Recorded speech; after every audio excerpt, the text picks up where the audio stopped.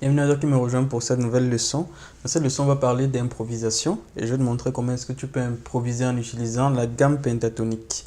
Bon, si tu ne sais pas ce que c'est que la gamme pentatonique et si tu es intéressé par les improvisations, tu vas apprendre quelque chose de vraiment intéressant et je te montre ça tout de suite.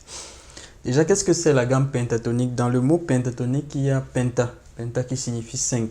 Donc, quelque part, c'est une gamme qu'on a construite simplement avec 5 notes qui sont très facilement mémorisables. Si tu prends par exemple la gamme de Do majeur,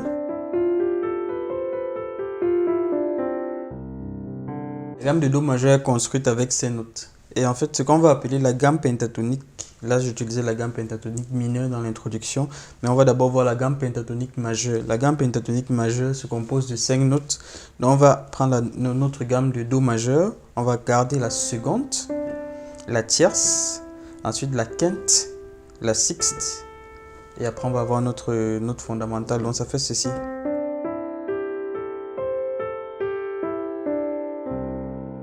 Donc c'est une gamme de Do, mais en fait à laquelle on a enlevé la quarte et la septième. Globalement, on a gardé que la seconde, que la tierce, que la quinte et que la sixte. Et la gamme pentatonique, elle est très utile pour improviser parce qu'en fait, dans les gammes pentatoniques, on enlève des notes qui peuvent être dissonantes. Une note en fait dissonante, c'est des notes qui peuvent mal sonner sur certains accords. Donc on garde essentiellement celles qui vont être en harmonie avec quasiment tous les accords. Et les mélodies qui sont bâties sur des gammes pentatoniques, ce sont des mélodies, tu peux mettre à peu près tous les accords quand tu harmonises. Par exemple, si j'ai cette mélodie, je peux faire,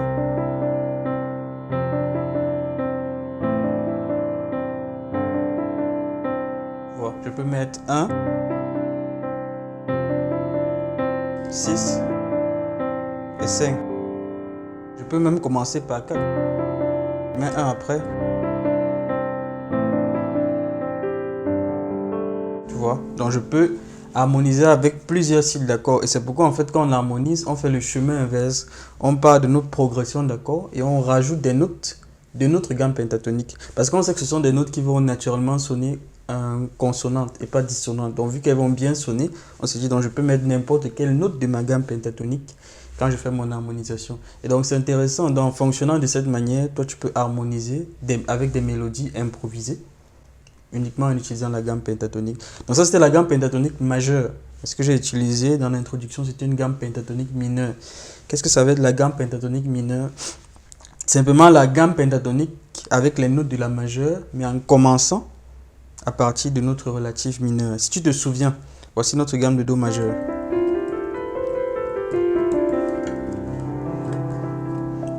On a vu la relative mineure qui est la gamme de La mineur qu'on obtient en commençant sur la note de La, mais en jouant exactement les mêmes notes de notre gamme de Do majeur.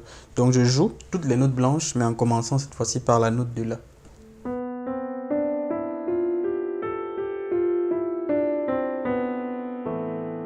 J'ai ma gamme de La mineur.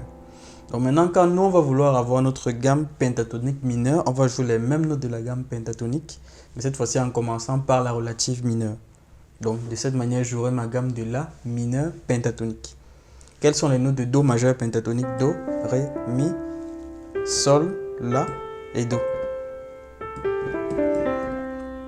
Donc nous en fait ici, on va utiliser ces notes pour jouer la gamme pentatonique mineure qu'on appelle aussi en passant gamme blues. Parce qu'en fait c'est de cette gamme que va dériver une gamme en fait utilisée très souvent, une gamme utilisée dans le blues qu'on appelle gamme blues. Donc on a La, Do, Ré, Mi, Sol et La.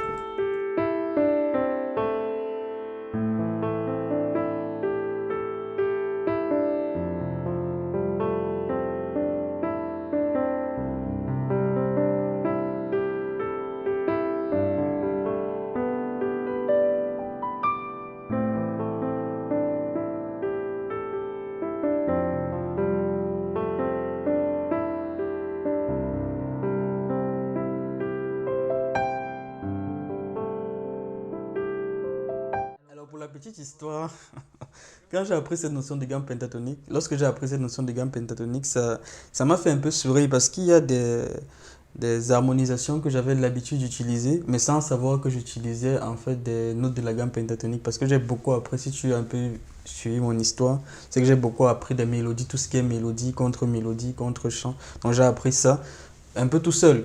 Et lorsque j'ai découvert la gamme pentatonique, j'ai compris en fait pourquoi des choses que je faisais fonctionnaient. Donc ça m'a permis d'asseoir en fait de la théorie à des choses que je faisais déjà presque naturellement. Et c'est possible aussi que toi tu ne connaisses pas cette gamme, mais que tu joues en utilisant des notes de la gamme pentatonique et ça sonne très bien. Parce que tu apprends aussi à harmoniser de cette manière. Et c'est très intéressant. Donc qu'est-ce que j'ai fait en introduction et qu'est-ce que j'ai fait en harmonisation? Ce que je fais, c'est simplement que je reprends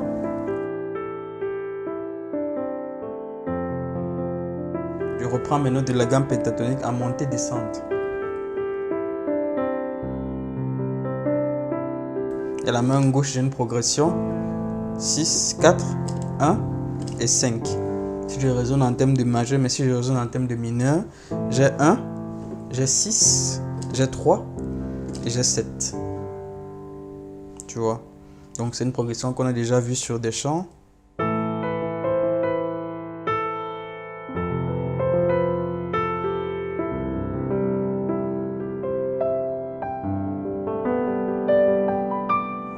Tu vois? Donc là, c'était une improvisation de cette manière. Et donc, lorsque tu veux, par exemple, si je fais une petite parenthèse sur ce chant que je viens de prendre, si tu veux l'harmoniser en improvisation,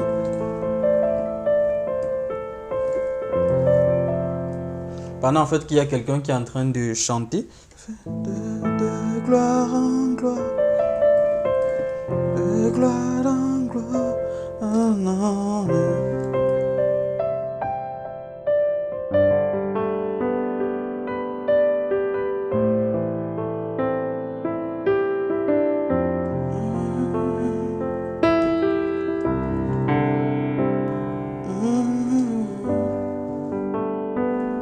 Maintenant, comment tu fais pour improviser avec cette gamme pentatonique mineure facilement dans d'autres gammes? Parce que là, en gamme de Do, tu as facilement cette note-ci qui sont faciles à retenir.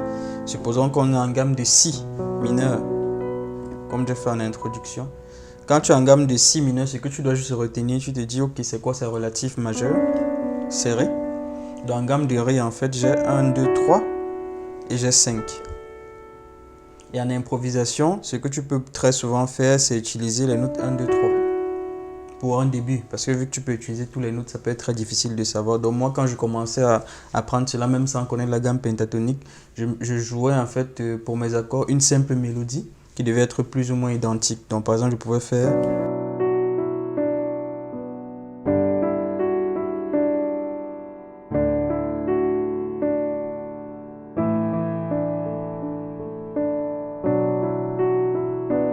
Tu vois, donc je joue Si mineur, Sol, Ré et La. Et à ma main gauche, je fais 1, 2, 3, 2, 1. Si on est sur la pentatonique majeure, juste en note, même si c'est la pentatonique mineure en fait qu'on utilise ici. Mais ce sont les mêmes notes de la majeure. Donc tu peux juste retenir les notes dans majeur. 1, 2, 3. 1, 2, 3, 2, 1.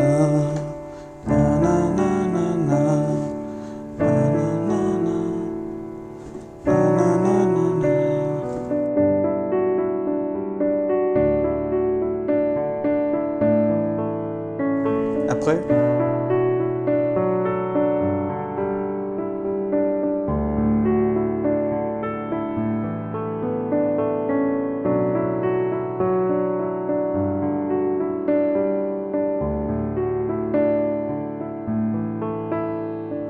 et après au fur et à mesure, lorsque tu commences à être plus à l'aise, tu peux mixer d'autres notes. Donc tu vas plus vite et à certains moments, tu peux retirer des notes. Donc tu fais...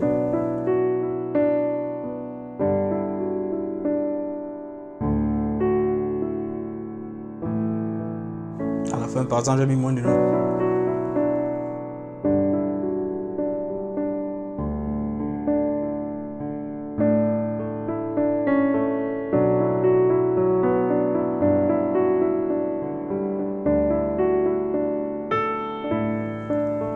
Parce que tu sais, j'ai cette note aussi.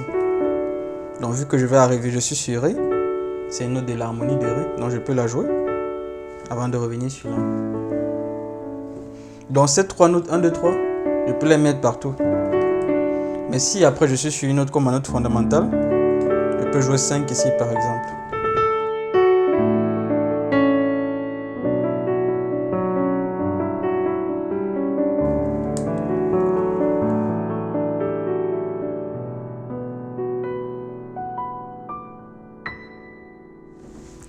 Donc c'est une petite leçon d'improvisation et voilà avec les notes de la gamme pentatonique. Et de cette manière, toi, même si tu as un chant qui a une progression, là on était en mineur, mais même si tu as une progression majeure aussi.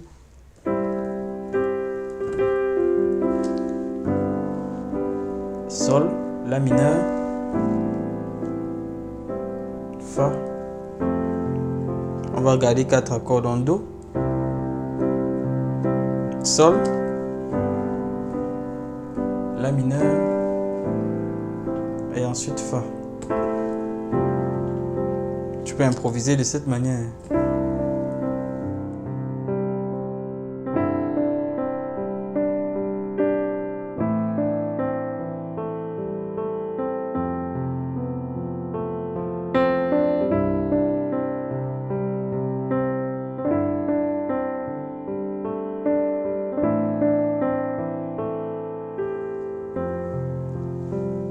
Tu vois, donc j'utilise juste.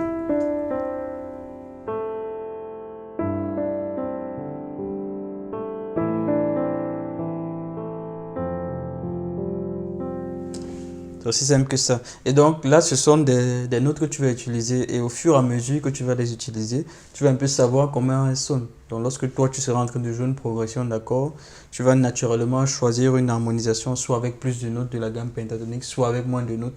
Mais ce ne sera pas vraiment au hasard. Parce qu'on pense souvent que l'improvisation, c'est du hasard.